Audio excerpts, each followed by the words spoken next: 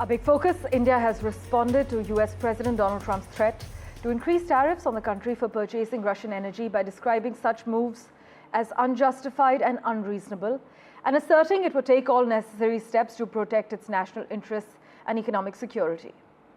The response from the External Affairs Ministry came hours after Trump's outburst on social media over India buying massive amounts of Russian oil and selling it on the open market for big profits.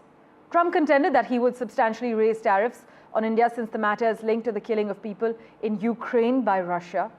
He did not, though, specify the quantum of the levy. But External Affairs Ministry spokesperson Randhir Jaiswal said India had been targeted by the United States and the European Union for importing oil from Russia since the start of the Ukraine conflict. And providing details of the West's continuing trade with Russia, Mr. Jaiswal said, and I quote, "In this background, the targeting of India is unjustified and unreasonable. Like any major economy, India will take all necessary measures to safeguard its national interests." Meanwhile, the Foreign Ministry said that while India's imports are a necessity compelled by the global market situation, the nations criticizing it are themselves indulging in trade with Russia. We have a reaction from Dr. Jaishankar lined up for you. Listen in. We live in complicated and uncertain times. Our collective desire is to see a fair and representative global order, not one dominated by a few. That quest is often articulated as political or economic rebalance. But I want to say this to you: obtaining respect and ensuring dignity for societies can also be achieved through cultural prowess, especially through cultural prowess. In that context, traditions are of particular value because ultimately they define identity. We must be assured about what we are if we want to be confident about shaping the future. For nations like us, traditions are truly a great source of strength. My colleague Arjun has been tracking the government's response. He joins us live at the moment. Arjun, take us through the key takeaways as far as the government's official response is concerned.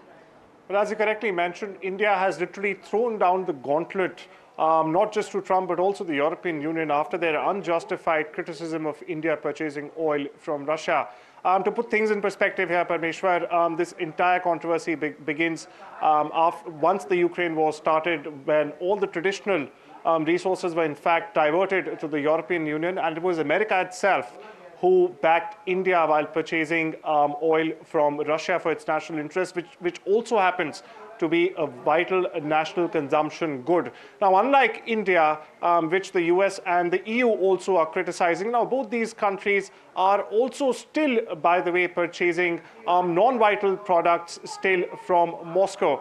For example, the EU is still purchasing goods like fertilizers, agricultural products, so on and so forth from Moscow. Meanwhile, the US is also purchasing raw materials for its EV batteries, also raw materials for its nuclear programs from Moscow. Now, the Indian statement has clearly underlined this and has stood firm on its point and on its stance of safeguarding India's national interests, and also calling out the Western hypocrisy when it comes to this. Back to you. Arjun, thanks so much for joining us with that update. Now, to peel back the layers of economic double standards and diplomatic power play, we also have with us economic advisor Willem Buiter. Thank you so much, sir, for joining us on NDTV. Donald Trump has once again turned his attention to India, threatening to slap substantial tariffs over our continued trade with Russia. But the big question at the moment is this really about Ukraine, sir, or is this about economic intimidation and geopolitical muscle flexing? I think it is both. There's no doubt that the fact that Donald Trump, from being quite favorably disposed towards Russia 6 months ago, to being very disenchanted with Russia and his inability to achieve peace there.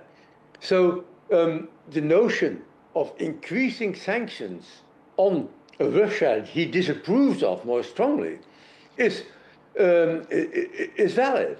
He is doing this, and if he can do it directly, he will do so, and if he can do it indirectly, right, by imposing tariffs and other sanctions on countries purchasing Russia's valuable exports, he will do so. So that's Ukraine really plays a role here. But undoubtedly, Donald Trump is browbeating the rest of the universe into accepting tariff arrangements which are more favorable to the US.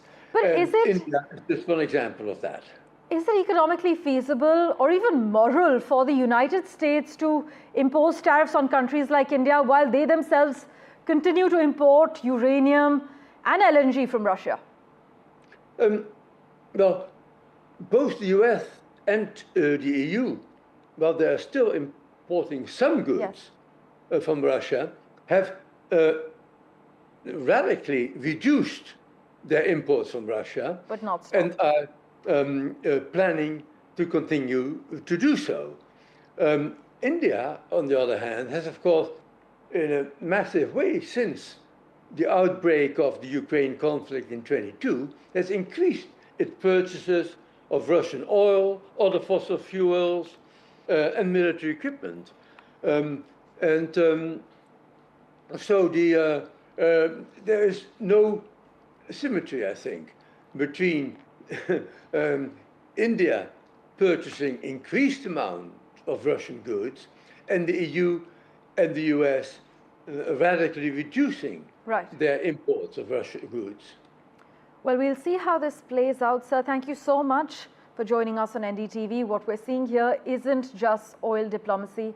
It's a test of India's strategic autonomy, as many argue, a reminder that economic power often gets weaponized and that behind the talk of rules-based order lie very selective rules.